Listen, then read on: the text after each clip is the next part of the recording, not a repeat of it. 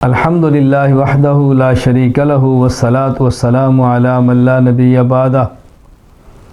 قربانی میں ذرا یہ بات ذہن نشین فرما لیں کہ کس وقت کرنی ہے اور کس دن کرنی ہے، یعنی دن کون سا ہو اور وقت کون سا ہو۔ جہاں تک تعلق ہے قربانی کے ایام کا، 10 ذی الحج، 11 ذی الحج اور 12 ذی الحج، یہ 3 دن ہیں۔ قرآن کریم سورۃ الحج آیت نمبر 28 اللہ تعالیٰ فرماتے ہیں وَيَذْكُرُ اسْمَ اللَّهِ فِي أَيَّامٍ مَّعْلُومَاتٍ، چوپایوں پر مقررہ ایام میں اللہ کا نام لو، یعنی اللہ کے نام پر مقررہ ایام میں جانوروں کو ذبح کرو، اللہ کا نام لے کر ذبح کرو۔ اس آیت کے تحت تفسیر ابن ابی حاتم الرازی میں ہے، حضرت عبداللہ بن عمر رضی اللہ تعالیٰ عنہ فرماتے فالمعلومات یوم النحر و یومان بعدہ، اس سے مراد 10 ذی الحج یوم النحر اور 2 دن بعد کے 11 اور 12 ذی الحج ہیں۔ صحیح بخاری میں ہے، حضرت سلمہ بن اکوع رضی اللہ عنہ فرماتے ہیں رسول اکرم صلی اللہ علیہ وسلم نے فرمایا من ضحى منکم فلا يصبحن بعد ثالثہ فبقی فی بیتہ منہ شیء، جو شخص تم میں سے قربانی کرے تو اس کو چاہیے کہ قربانی کرنے کے بعد 3 دن کے اندر گوشت کو ختم کرے، 3 دن کے بعد اس کے پاس گوشت نہیں ہونا چاہیے۔ مطلب قربانی 3 دن ہے، 3 دن سے زائد نہیں ہے۔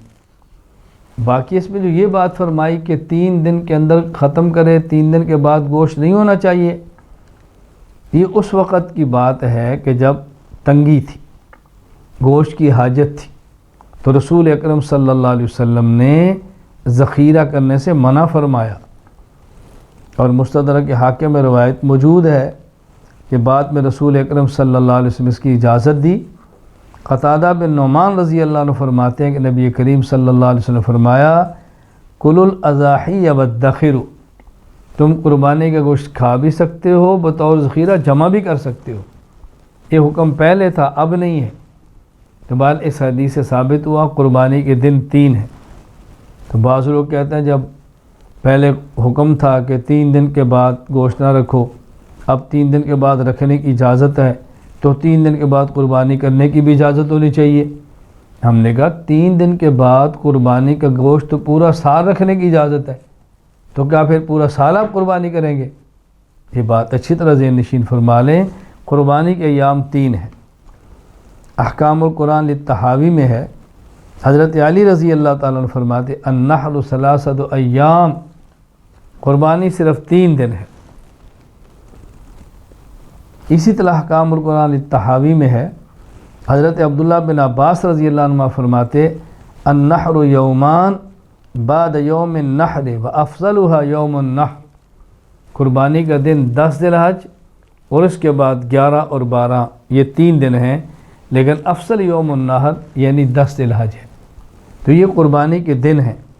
یوں سمجھیے کہ قربانی 10 ذی الحج سے لے کر 12 ذی الحج کے غروب آفتاب تک ہے۔ دن کو کرنا بہتر ہے، رات کو کریں تب بھی ٹھیک ہے، کوئی حرج کی بات نہیں۔ سب سے افضل پہلا دن ہے، باقی دنوں میں کرنا چاہیں تب بھی کر سکتے ہیں۔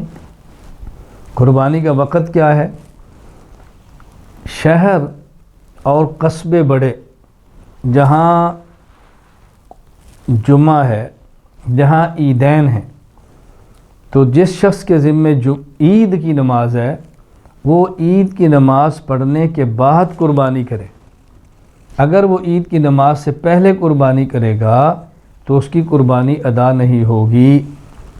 صحیح بخاری میں روایت موجود ہے، حضرت براء بن عازب رضی اللہ عنہ فرماتے ہیں رسول اکرم صلی اللہ علیہ وسلم فرمایا ان اول ما نبدأ بہ من یومنا ھذا، آپ نے خطبہ ارشاد فرمایا اور فرمایا ہم عید کے دن سب سے پہلا یہ کام کریں گے ان نصلی، ہم عید کی نماز پڑھیں گے، ثم نرجع، پھر واپس گھروں کی طرف جائیں گے، یعنی نماز سے فارغ ہو جائیں گے، وَنَنْحَرَ اور نماز سے فارغ ہونے کے بعد قربانی کریں گے۔ فَمَنْ فَعَلَ جس نے یوں کیا، پہلے عید کی نماز اور پھر قربانی، فَقَدْ أَصَابَ سُنَّتَنَا اس نے ہمارے طریقے کو پا لیا، ہمارے طریقے پر عمل کیا۔ وَمَنْ نَحَرَ فَإِنَّمَا هُوَ لَحْمٌ يُقَدِّمُهُ لِأَهْلِهِ لَيْسَ مِنَ النُّسُكِ فِي شَيْءٍ اور جس نے عید کی نماز نہ پڑھی اور قربانی کر لی تو یہ قربانی کا اجر نہیں ملے گا، یوں سمجھے کہ اس نے اپنے گھر والوں کے لیے جانور ذبح کیا اور گوشت کھا لیا ہے۔ ہاں البتہ وہ شخص کے جس پر عید واجب نہیں ہے، چھوٹے دیہات کے اندر رہتا ہے، وہ عید کی نماز سے پہلے بھی ذبح کرنا چاہیں تو ذبح کر سکتے ہیں۔ تو قربانی کا وقت جن پر جہاں عید ہے عید کی نماز کے بعد، اور جہاں عید نہیں ہوتی وہاں عید سے پہلے بھی ہے۔ قربانی کے دن 10 ذی الحج سے لے کر 12 ذی الحج کی غروب آفتاب تک یہ ایام ہے، اس لیے ایام اور اوقات دونوں کا خیال فرمائیں۔ وآخر دعوانا الحمد للہ رب العالمین۔